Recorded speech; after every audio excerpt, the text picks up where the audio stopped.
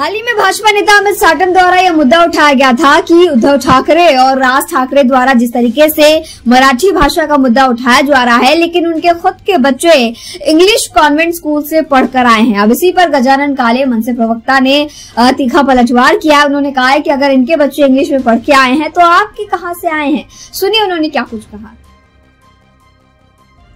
ठाकरेंची मुलं इंग्रजी शाळेत शिकली या जुन्या कडीलाच ऊत आणण्याचा नवीन प्रयत्न भारतीय जनता पक्षाचे डोक्यावर पडलेले नवीन शहर अध्यक्ष अमित साटम यांनी पुन्हा एकदा केलं। याबद्दल सविस्तर उत्तर सन्माननीय राजसाहेबांनी दिले। बहुधा ते त्यावेळी शहर अध्यक्ष नसावेत, त्यांच्या लक्षात आलेलं नसेल, त्याला पुढे जोडून आणखी काही उदाहरणं मी आज अमित साटम यांना देऊ इच्छितो। आपण संबंधित या व्यक्तींच्याही हिंदुत्वावर शंका घेणार आहात का, याबद्दल आता ऐका नीट, उघडा डोळे आणि वाचा नीट।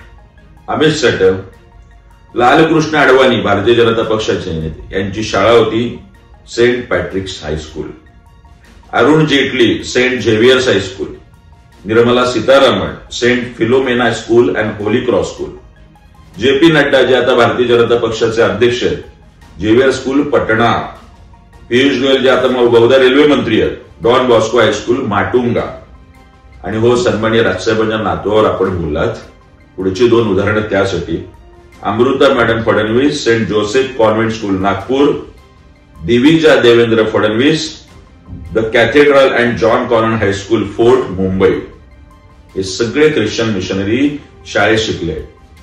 यानंतरही बाकी शहाण्यास फार सांगणे न लागेल, यापुढे तोंड सांभाळून बोला। फक्त देवेंद्र फडणवीस यांना खुश करण्यासाठी आणि गुडबुक मध्ये जाण्यासाठी अमित साटम करत असलेला चाटुगिरी आता बंद करा।